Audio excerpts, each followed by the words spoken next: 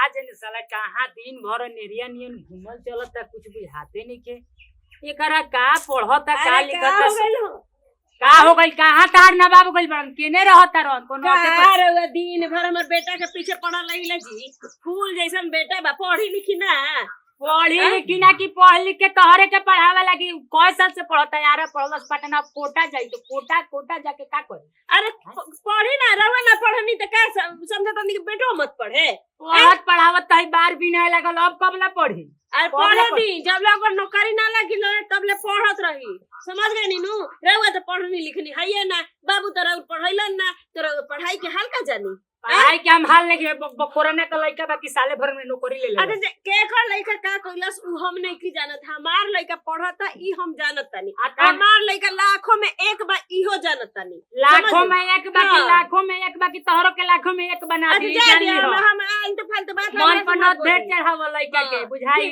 ठीक बा लड़का हमार हो तो हम ना चढ़ाई तो दोसर महल पे न चढ़ाई अच्छा पढ़ाओ हम देखी लगे हाथ धोके हमर बेटा के पीछे पड़ल बनी रहुआ हां जब बोला तो डाटा ही लगबू तो डाटा तू ही तो मन बढ़ा के रखली मन बढ़ा के रखले बड़ी तो मन एक गो लड़का बच्ची मन न बढ़ाई कोची करता पढ़ाई लिखाई तो करे त बेचारा दिन रात मेहनत करके पढ़ता ए ओकरे में फुलाई रहता खाए पिए के सुधी नहीं के ओकरा आ रउआ बानी के ओकरे के खाए पिए के हां न त भैंसा नियर भाई खाए पिए के कहतरू जाए दी पामती हो गइल खिया के तो पाड़ा के अरे कैसन बात है जी नजर लगा के हम बेटा पे धइले बनी नजर लगा तनी कि काहे उ झवराता हैं नजर लगाता होई हमार दशा भइल बा हमारा के कुछ मैंने कि बुझते नहीं कुछ कमाता नहीं दमाता नहीं कोची खाई हैं दिन रात रोटी दुगो रोटी सुबह दुगो रोटी शाम दुगो रोटी रात खतनी 6 गो रोटी के चबा के धइले बनी बेटा नु बेटा ना खाई तो कहां जाई मैं कमाई हो मैं दूध पिया के पड़ा नहीं नो करे किलो दूधवा हमारा ना चाहेला ना कुछ करम बुढ़ारी में दूध पी के जी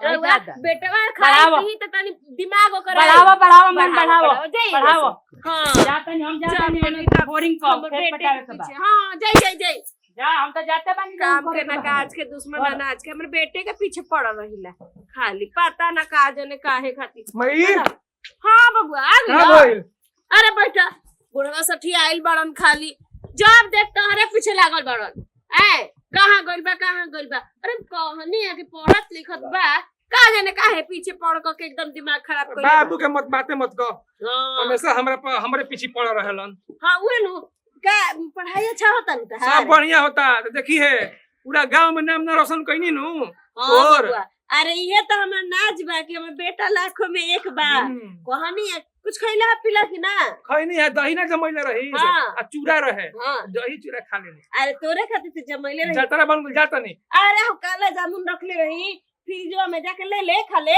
अभी ना खा काला जामुन खा के जा बाबू ना मीठा ढेर ना ए बुढ़ी अरे बुढ़िया अरे का चिल्लातनी जी अरे चिल्लातनी अरे ओकर खबर उबर मिला रे खबर आज हमर बेटा होता समझ गई नीनू देखा अरे कहला सा फोने पर कि मैं तेरा खातिर एगो बड़ी बहुत बड़का गिफ्ट लेके आवता नी देखा हमर बेटा कतना नाम रोशन करी रौरा तो खाली बोले के पक हट नाम रोशन सब ओकर खबर हमरा मिलला शहर में पढ़े जाता का करता नाम रोशन करी कि नाम बोरी कतना तार छाती जुड़ा जाई है बेरा अरे का तनी रहुआ अरे काहे पीली पड़ल बनी हमर बेटवा के जी हद अगर नामे रोशन करी तो राव का बिगड़ जाई राव नामा ऊपर न होई ऊंचे न होई माने नाम ऊपर करत हम जानत नहीं कि कतना गिफ्ट कहला सा का कहता गिफ्ट दी कि तारा के साथमा दी कि मरिया मत जेबू तू हमरा त बुझाता कि अरे जा दी मारा त हम मरब रावा काहे खातिर इतना आफत में पड़ल बानी सब भूखेलुआ सुखना का कहतरन स हां का कहतरन स का कहतरन स हमरा मनु गलत झूठ बोलतरन स ऊ सुनी हमरा से ढेर मुंह मत लगाई समझी नु अब जा रवा काम करी अपन आज हमर बेटा होता कतना हम अंदर से ही रे हमर खुश रहे अरवा बानी के हमरा जुड़वा देनी तू तैयार भइल बाड़ू ओकर लइका के मुंह में नु खूब अनर भइल बाड़ू तो तारा तो पता लागी नु तो तू ही जानबू ए जी आओ कितना दूर बा राउर घर अरे घर आ गइल घूंघटवा नीचे करो घूंघटवा सब तो ऐसी रखेला जी का एगो अब देखो माई तो हमरा ठीक ही हो लेकिन बाबू हमर बड़ी गरम दिमाग के हमन अच्छा जैसे आरामे से ठीक अब बाप रे हमरे तो सुन के एकदम मन घबरावे लागल मई अरे रुकी हमारे साथे साथे चलिए एकदम आगे आगे जाता नहीं चलो ना माई तरह के देखी तो खुश हो जाए। अच्छा माई अरे आ गेलो बेटा, आ गेलो। प्रणाम माई। अरे खुश रह। ई हम बियाह कोई नहीं है। बियाह कर लेला? हां आ माई बाबू के खबर ना कइला, बियाह कर लेला? अरे तो तोरे घर में रही। अच्छा जाए दो बबुआ, जाए दो। तू जवन कइला सब ठीक है कइला। आ तहारा खुशी में त हमरो खुशी है नु बा। लेकिन माई कितना बढ़िया बियाह। लेकिन तू बबुआ एजा खड़ा रह, आरती लेके आओ तनी, ठीक बानू? आ तब बहू तू घर में घुसिया, अभी मत घुसा। ठीक है माई। हां माई? तनी हां। बाबू कुछ ना बोली। हां अरे रहे ना दे बुढ़वा के, वो किसी है ओकरा हम समझ लेम। ठीक बानू? ठीक है माई। रुका हम लेके आओ तनी। अरे राहुल बाबूजी खटास बड़न का जी अरे बाबूजी के तो मतलब मत कहो एकदम। कोबले खड़े रही जी आवती माई हमने क्या आरती उतारी। आही वाह, ई के बन जी आही रे माँ। ई बाबूजी हमन। बाबूजी अरे प्रणाम बाबूजी। अरे ई के हरे? बाबूजी बियाह कोई नहीं है। ससुरु बियाह खोल की इज्जत बोर के लगे। बाबूजी पहले बात सुनो ना। मने भाषा में कहता ना बियाह कोई पहले बात सुनो। माई माई बियाह कोई नहीं है। हाय नाम बाबूजी हाय बियाह कोई नहीं है। सुनो कोई कहाँ से रे काना जात रख से रे? हाय बा गांव ही में बाबूजी। अरे बाप, मैं इज्जत बोर देलस। अहि माय, अहि बाप, अहि माय।